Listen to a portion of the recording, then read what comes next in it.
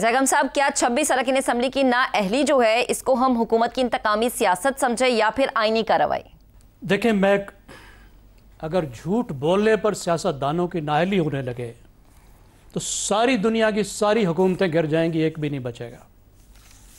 ये जो ज़ियाउल हक की बदरूह पाकिस्तान में घूम रही है, आर्टिकल 62 और 63 जो ज़ियाउल हक लाया था कभी इस्तेमाल नहीं हुआ था और सबसे पहले मियाँ नवाज शरीफ और इनकी हुकूमतों के खिलाफ इस्तेमाल हुआ और आज ये कह रही है सबसे मोतबर हवाला है।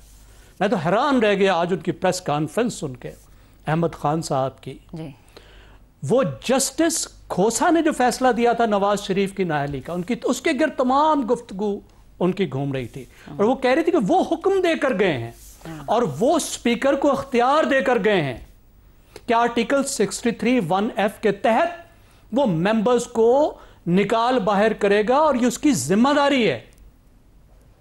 अब तसव्वुर कीजिए कि वो केस कम से कम मुस्लिम लीग के पॉइंट ऑफ व्यू से तो कानून की किताबों से निकाल देना चाहिए और मेरी राय में भी कोई रेफरेंस नहीं होना चाहिए। जिस तरह से वजीर आजम को निकाला गया वो सबसे बड़ा हवाला बन गया है। ये फर्क होता है जब ये लोग अपोजिशन से हुकूमत में आते हैं।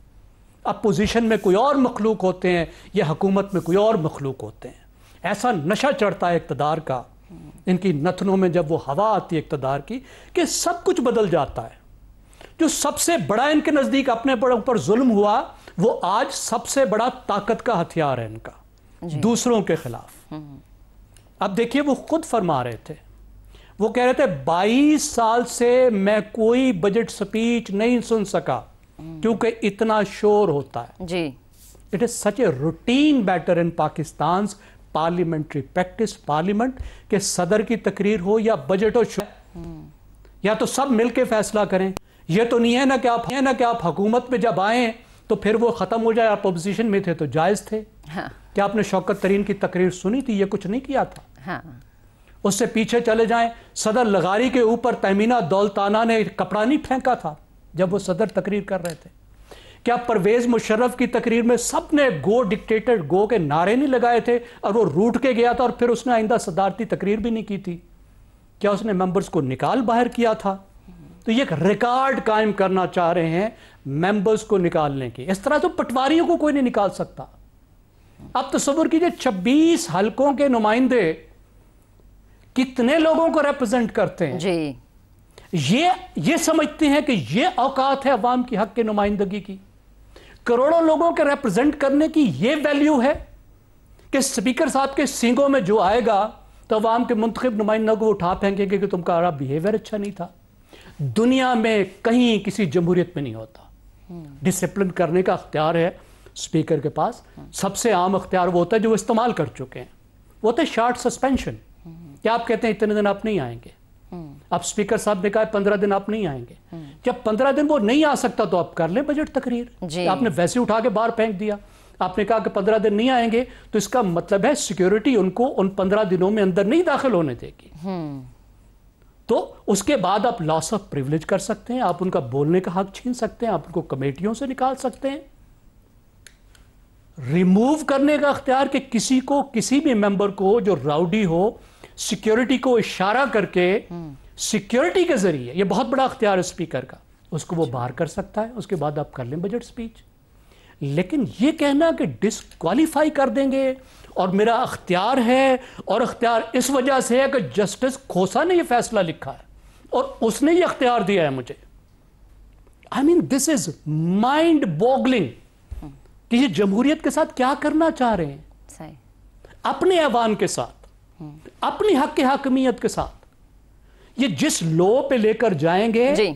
अगली हुकूमत उस लो से नीचे जाएगी। ये अब रूटीन बन गई है जी। और जब ये अपोजिशन में जाएंगे तो फिर मामला इससे भी नीचे होगा। सही, ठीक है। पूरी अपोजिशन को बैक जुम्बश कलम जो है वो बाहर किया जाएगा। ठीक है जैगम साहब, आपका कमेंट आ गया।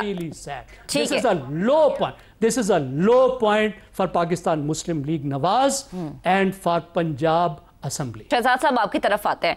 क्या स्पीकर के पास वाकई इतने लामहदूद इख्तियारात होते हैं, जैसा कि वजीर कानून भी कह रहे हैं कि वो जब चाहें जिसे चाहें मुअत्तल कर दें? हम मुअत्तल कर सकते हैं, लेकिन कुछ अरसे के लिए ना। उन ये इस तरह के उनके इख्तियारात तो नहीं है कि किसी को मेंबरशिप से हटा दिया जाए। अच्छा। यानी वो भी तो आइन और कानून के नीचे ही काम करते हैं ना। जी। देखिए, अब ये constitution of the Islamic Republic of Pakistan है। जी। ये बताता है कि स्पीकर का क्या काम है, लोगों को कैसे इलेक्ट करना है, कैसे जी। उनको डिस्क्वालीफाई करना है, कौन क्वालिफाइड है, कौन डिस्क्वालीफाइड है। 62A 63 का शोर मचाते हैं सब। 62A क्वालिफिकेशन क्राइटेरिया है, 63A डिस्क्वालिफिकेशन की वजूहात है कि कौन आदमी पाकिस्तान की किसी असेंबली का मेंबर बन सकता है, ये क्वालिफिकेशन क्राइटेरिया है। और कौन आदमी पाकिस्तान की किसी असेंबली का मेंबर नहीं बन सकता। ये कहीं नहीं लिखा हुआ कि मेंबर बनने के बाद उसको मैं अपनी मर्जी के मुताबिक हटा दूं। जो ये हो सकता है दुनिया भर में, शायद कहीं ना कहीं हो रहा होगा, लेकिन वो फिर डिक्टेटरशिप और आमरीत के जुमरे में आता है। वो एक जमहूरी कदर के तौर पर नहीं देखा जाता। उसके लिए बेशक एक स्पीकर साहब, हमारे यहाँ नेशनल असेंबली के अंदर भी ये हुआ है कि 10 दिन के लिए, 14 दिन के लिए कुछ लोगों ने ऐसी हरकत की, उनको कहा जी कि आप मैं अब अगले 14 दिन के लिए नहीं आएंगे। लेकिन ये कि उसकी सीट को मुअत्तल कर देना, उसको मुअत्तल कर देना, ये पाकिस्तान में भी नहीं हुआ। सही। यानी पाकिस्तान में नेशनल असेंबली के अंदर जहां जहां पे आपने क्या कुछ नहीं देखा, यहाँ सदर पाकिस्तान अपनी तकरीर नहीं कर सकता, कोई भी सदर हो नहीं कर सकता। यहाँ वजीर खजाना अपनी बजट तकरीर नहीं कर सकता, कोई भी वजीर खजाना हो। यहाँ पर लीडर ऑफ द हाउस या लीडर ऑफ द ऑपोजिशन अपनी तकरीर नहीं कर सकते नेशनल असेंबली के अंदर, कोई भी हो। और ये हमारे सामने रोजाना स्क्रीन पे प्ले आउट हो रहा होता है। उस वक्त वो अगर सबको हटा दिया जाए तो ये तो हमारे हर ऐवान, एक्चुअली इन ऐवानों का जो इलाज है वो यही है कि इनको खाली कर दिया जाए, इन सबको मुअत्तल कर दिया जाए, क्योंकि ये इस काबिल है ही नहीं कि वहां पे बैठे। क्योंकि अगर ये बैठते तो पाकिस्तान का भला होता। पाकिस्तान कहां से कहां पहुंच चुका होता। पाकिस्तान तो बदकिस्मती से उन जगहों पे पहुंच चुका है, गहराइयों में, जहां पर के पाकिस्तान के अवाम रो रहे हैं अपनी किस्मत को कि यार ये हम कहां पे आके बैठ गए। देखिए, ताइवान, साउथ कोरिया, जापान, ये सब की सब असेंबलियां ऐसी हैं। पाकिस्तान की अपनी असेंबली मशरकी पाकिस्तान की 1956 में स्पीकर को मार दिया गया, कुर्सी उठा के मारी उसको। कहने का मतलब है कि आप या जमहूरियत को बचाते हैं या अपनी मर्जी को बचाते हैं। अगर जमहूरियत को बचाना है तो जमहूरी रवायात का पासदारी करनी पड़ेगी और इस आइन और कानून को लेकर चलना पड़ेगा। इस आइन और कानून के मुताबिक स्पीकर के पास कोई हक नहीं है कि किसी सीट, किसी आदमी को डी सीट कर सके। तीसरी बात, एक फाइनल बात करूंगा, कोर्ट ऑफ कॉम्पिटेंट अथॉरिटी। अगर ये दो चीजें अवेलेबल है, मॉरल टर्पिट्यूड जिसके ऊपर लोगों को हटाया गया, मिस डिक्लेरेशन जिसके ऊपर कि आपने बनने से पहले डिक्लेयर ना किया अपने एसेट्स को या अपनी किसी डिग्री को या अपनी किसी नेशनैलिटी को, जो कि सब हमारी मिसालें पिछले 5-10 साल में मौजूद है हमारे पास। सही। तो इनके ऊपर फिर कोर्ट ऑफ कॉम्पिटेंट, जो कॉम्पिटेंट अथॉरिटी होता है, वो फैसला करता है। स्पीकर बैठा है यहाँ पे, क्या कर सकता है स्पीकर? अपना अपना अपना निजाम ही चला ले, अपना हाउस ही चला ले तो बड़ी बात। सही सही, ठीक है शहजाद साहब। लेकिन इसमें एक जरूरी बात समझने की ये भी तो है, वो कह रहे हैं कि मैं अगर स्पीकर हूं तो मेरे पास ये इख्तियार है कि मैं इस हाउस का जो ऑर्डर है, जो उसका लॉ है, उसको मुझे मेंटेन रखना है।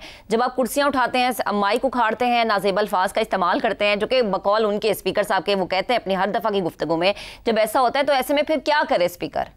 सार्जेंट एट आर्म्स होता है, उससे कंट्रोल करता है। वो किसी मेंबर को कंट्रोल कर सकते हैं, फिजिकली कंट्रोल कर सकते हैं, हॉल से बाहर ले जा सकते हैं जो इस तरीके से बिहेव कर रहा हो। लेकिन ये नहीं कह सकते कि तुम मेंबर नहीं हो। देखिए, या अवाम की राय है, उसकी कोई तकद्दुस है अवाम की राय का।